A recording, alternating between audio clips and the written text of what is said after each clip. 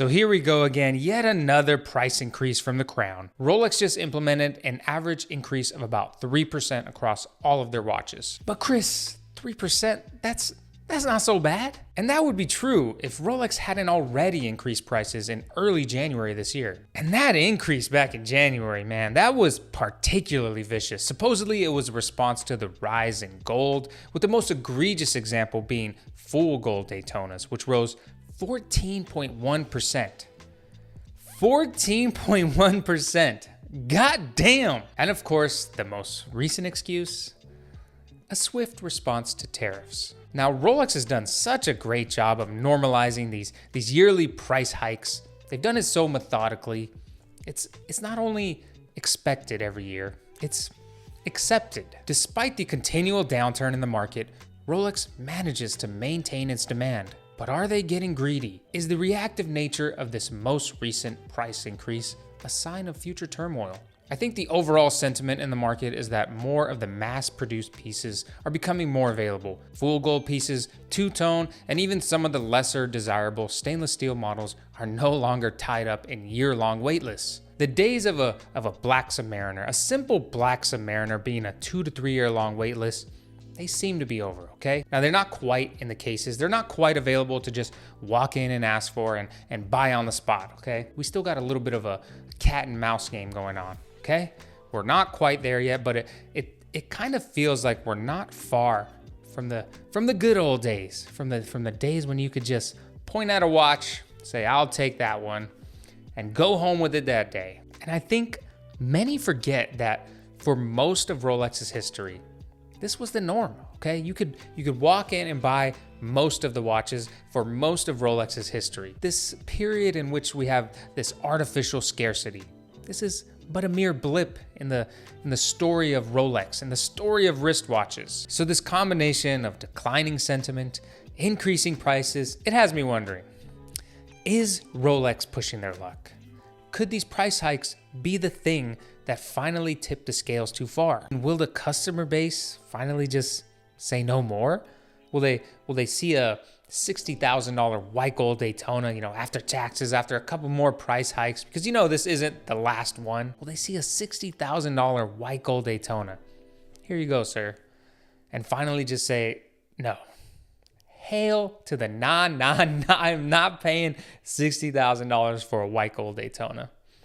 Will that happen? Well, let's use myself as an example. Now, I've been patiently waiting for a specific model, the Rolex Day-Date 40 in yellow gold with the lacquered green dial. Now, this might not be the perfect example for a few reasons. It's a very hard watch to come by and demand is high. But the price of that watch when I first requested it was around $38,000, maybe $39,000, which is already an astronomical price to pay for a wristwatch. It's already too much money.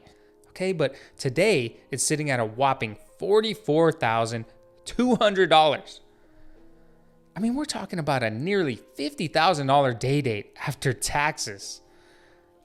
I don't know, man. Now, this brings me to my next point, because I don't think Rolex cares. I don't think they care, because I'm still gonna buy that beautiful yellow gold day date with the green lacquer dial. I'm still gonna buy that watch if they give me the call. If I get the call for that freaking day date, I'm still gonna buy it. Just like thousands of other people that are still gonna buy their Rolex. Thousands of other people out there are waiting for the call, that call, and they're gonna pick it up and feel like they won a, mini lottery. Hello? Is this? Yeah, of course.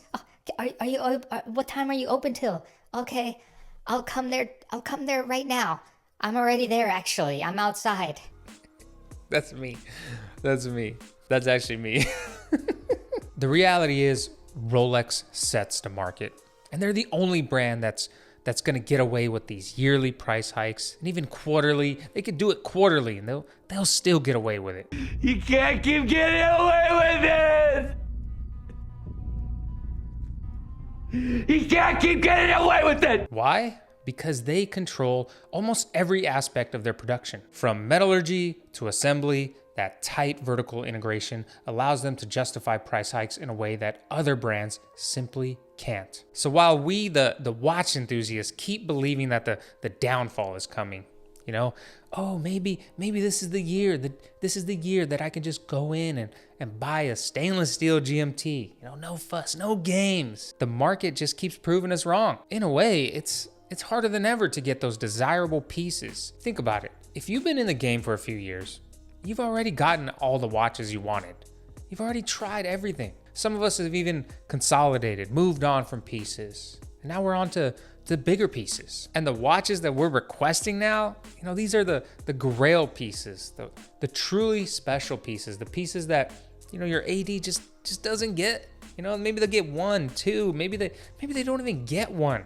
And we're talking about the yellow gold Day with the beautiful lacquered green dial. We're talking about that new yellow gold green dial Daytona. We're talking about the Platonas of the world. We're talking about that new turquoise dial Daytona. You know, how many of you went in and asked for that damn watch? How many collectors are after that watch?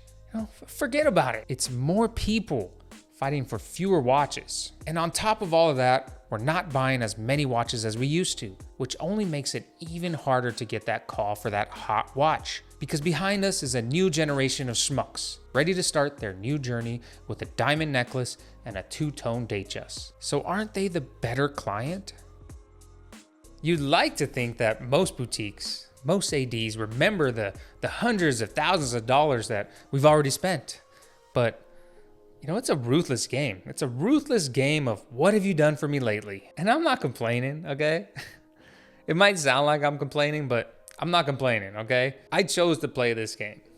I choose to play it. I continue to play this game. You know, we all do. Meanwhile, we keep hoping for the day that we can walk into our local boutique and we can buy the watch we want again. But I don't think that day is coming anytime soon.